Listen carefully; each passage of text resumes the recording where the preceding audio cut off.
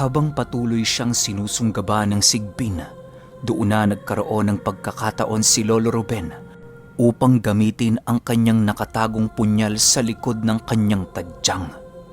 Hinayaan niyang makagat siya nito sa kanyang kaliwang braso, nang sa gayoy malaya niyang maundayan ito ng saksak sa tiyan.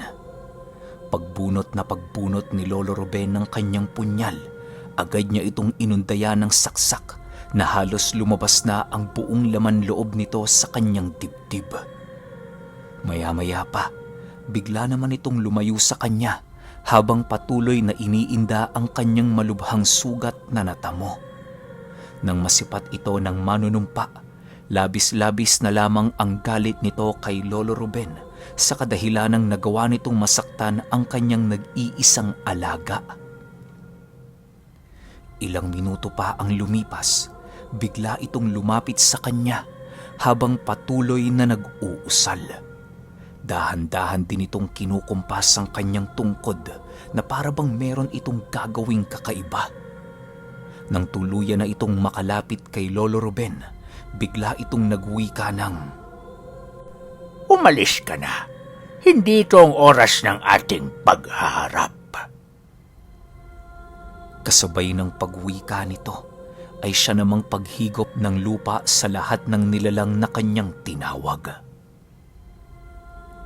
Sa kumpas lamang ng tungkod ng matanda, nagawa nitong pasundi ng lahat ng may itim na engkantong naroon sa paligid. Matapos itong masilayan ni Lolo Ruben, dahan-dahan naman siyang tumayo habang nagwiwika ng, "Siguraduhin mong hindi mo pagsisisihan ang ginawa mong panghahamak at pagmamaliit sa aking kakayahan."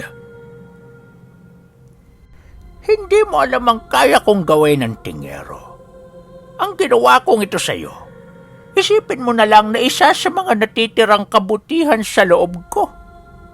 At saka, wala akong balak ngayong kaharapin ka. May mga mahalagang bagay akong ginagawa. Kaya naman, sige na, umuwi ka na. sagot naman ng matanda.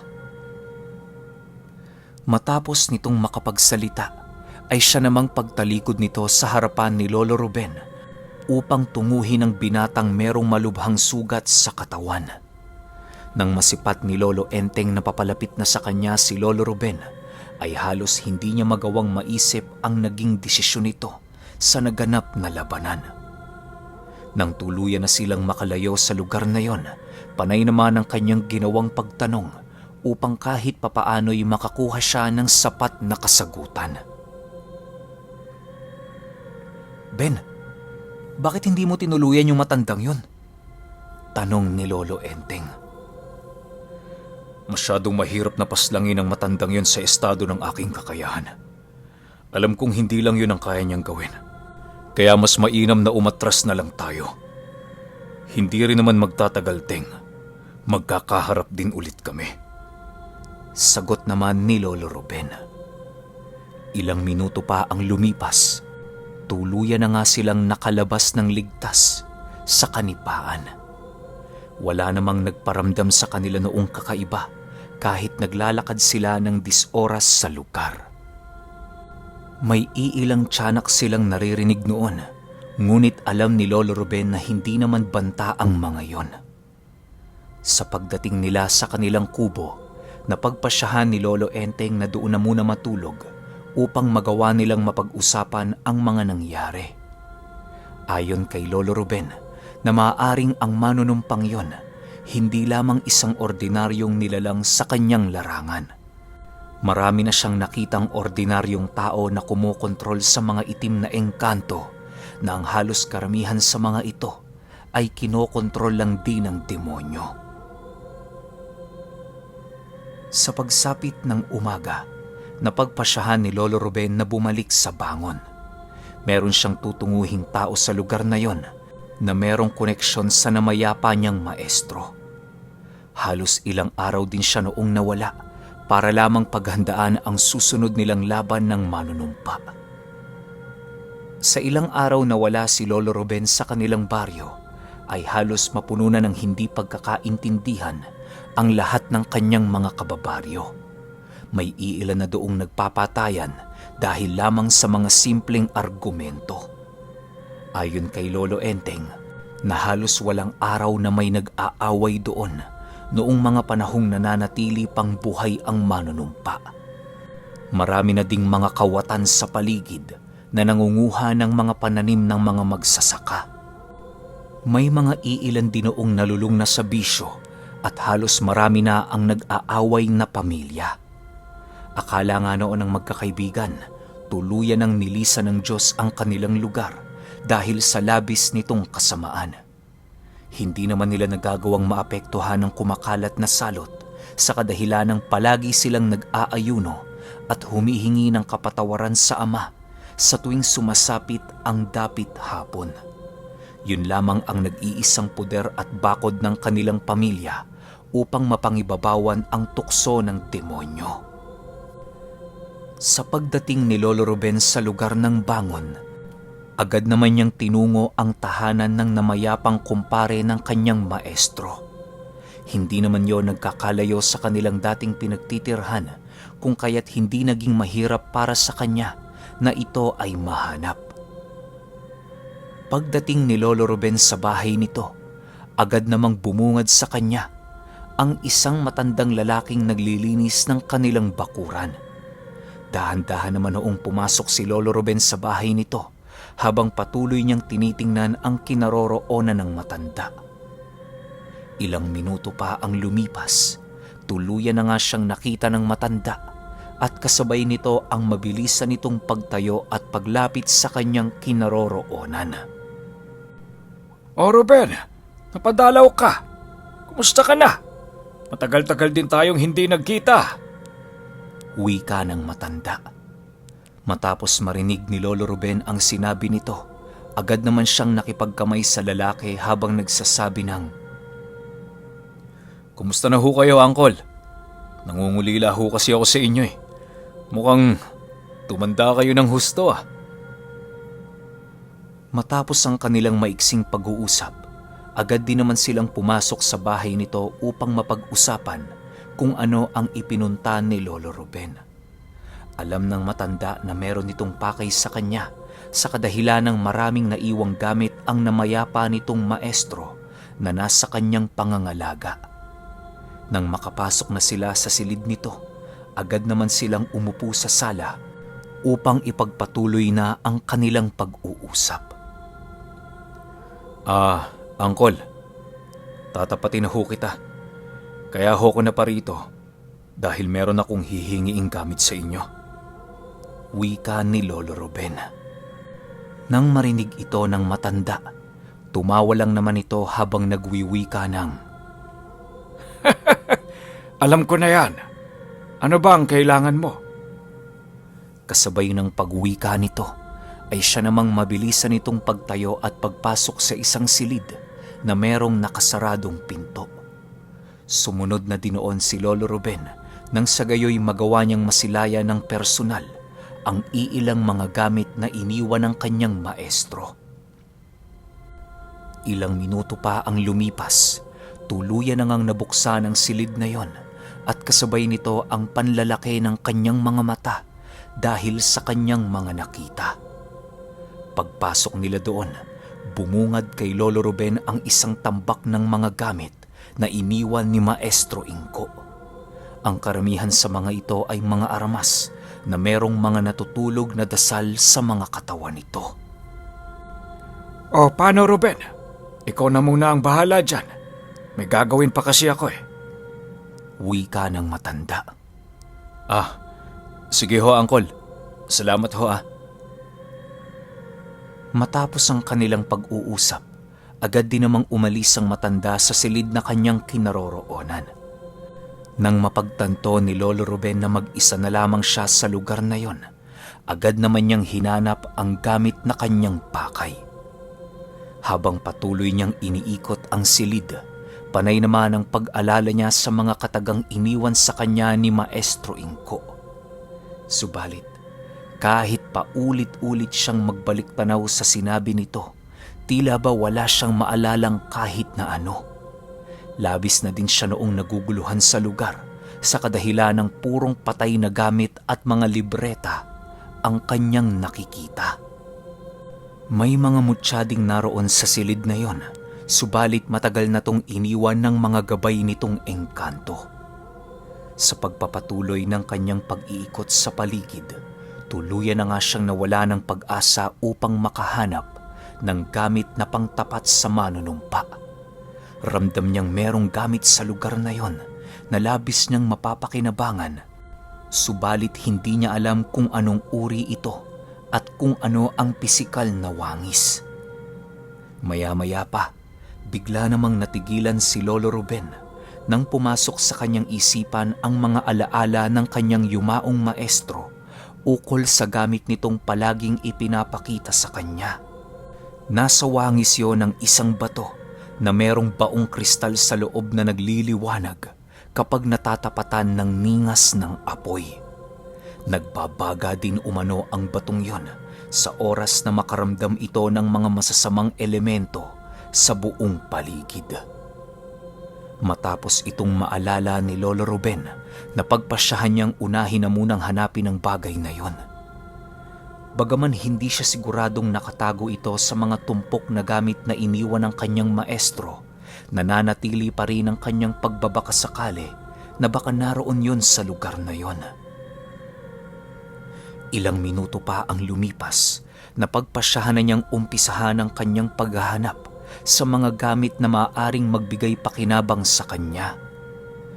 Kahit papaano, labis pa rin ang pasasalamat ni Lolo Ruben sa kanyang maestro sa kadahilan ng kahit wala na ito, nagagawa pa rin siya nitong mabigyan ng tulong.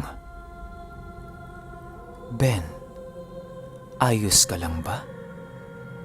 Wika ng maharlikang engkanto habang dahan-dahang lumilitaw sa kanyang tabi.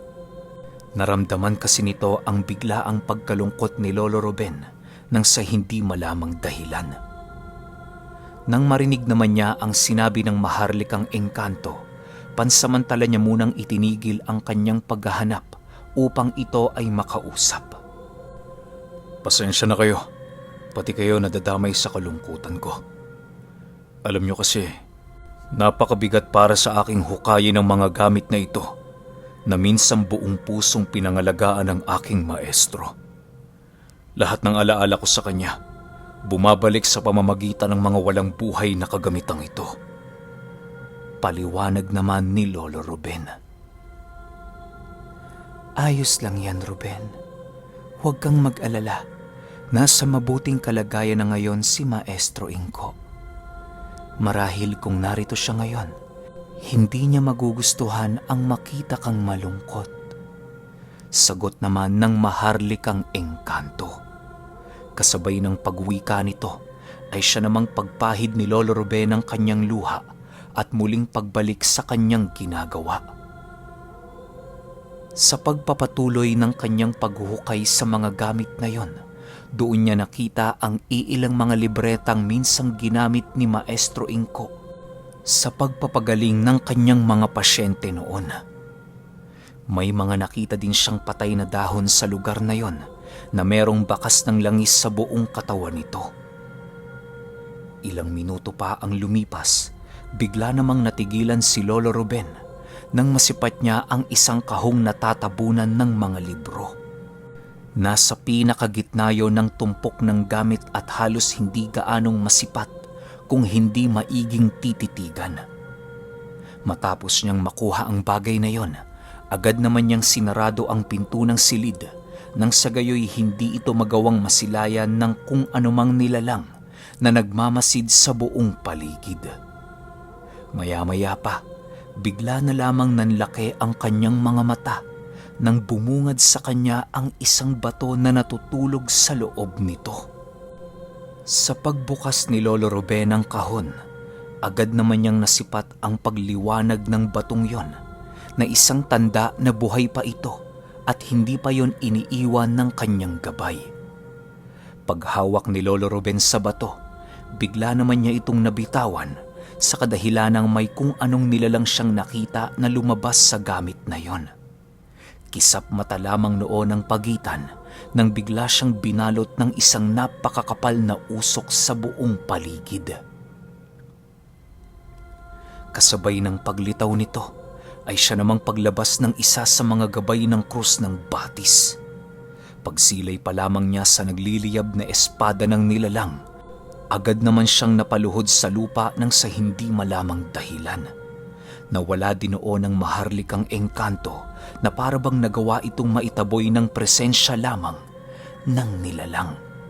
Matapos ang mga pangyayaring yon, bigla namang pumasok sa kanyang isipan ang mga alaala ng kanyang maestro na matagal nang namaalam.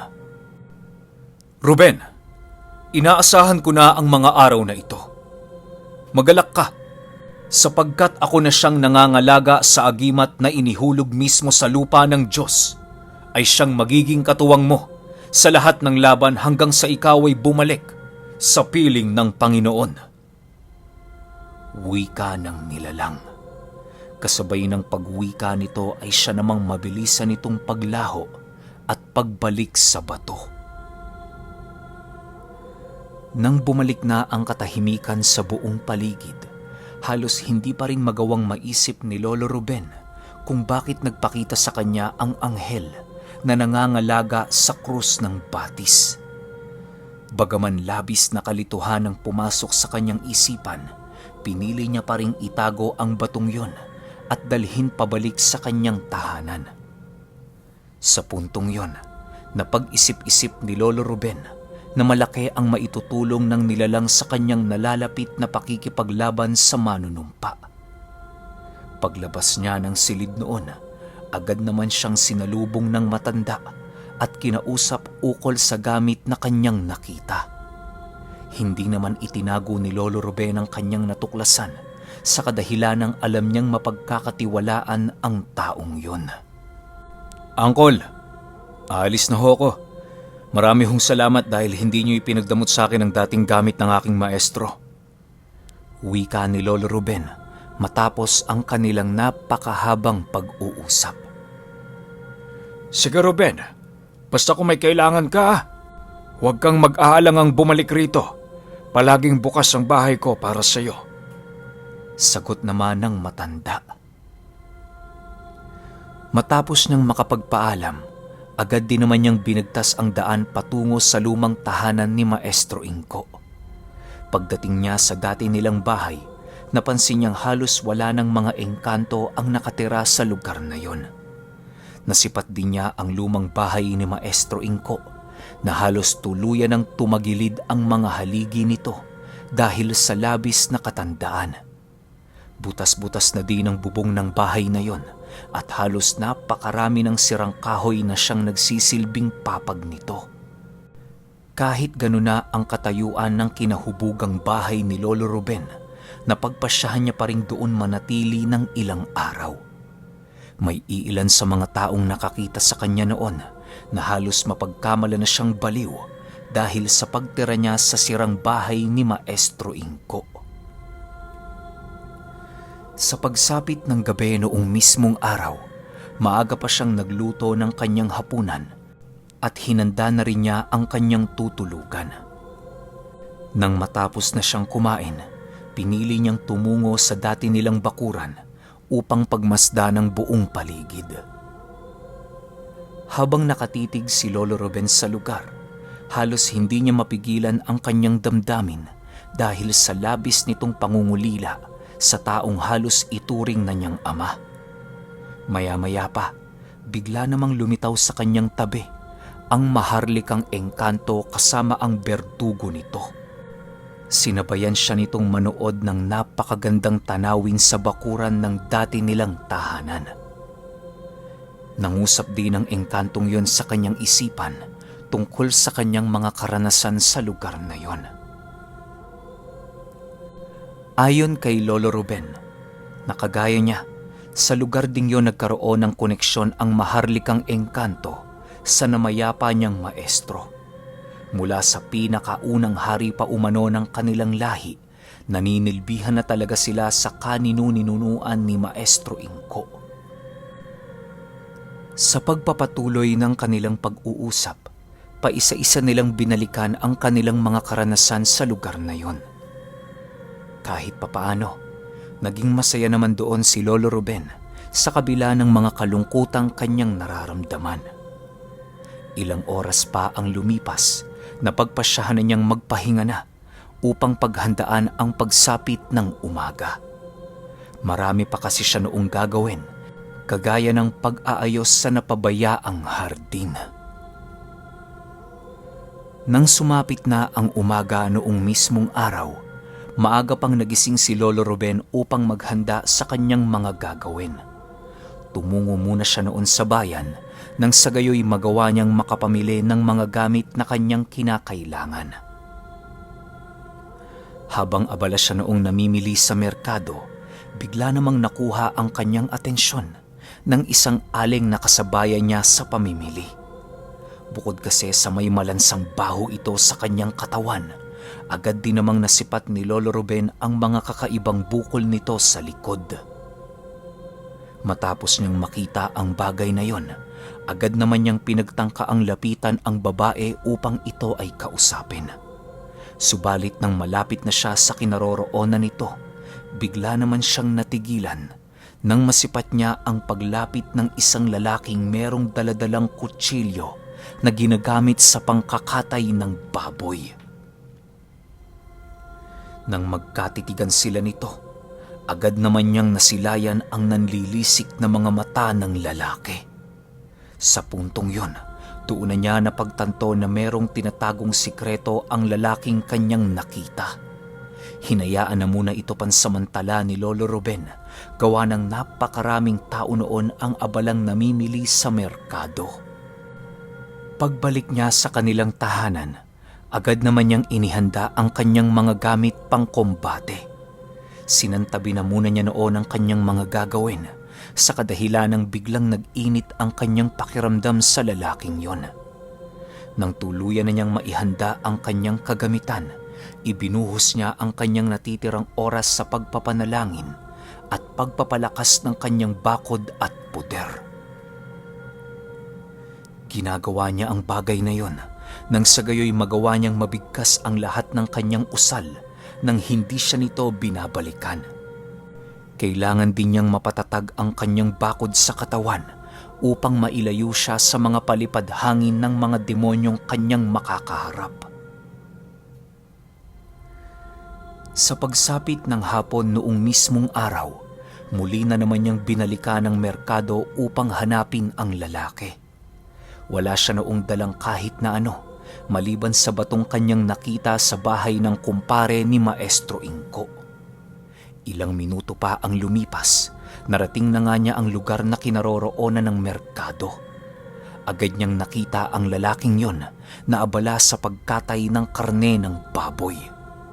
Sa muling pagkatitigan nilang dalawa, muli na namang sinindak nito si Lolo Ruben sa pamamagitan ng pagtitig sa kanya ng mga nanlilisik nitong mga mata.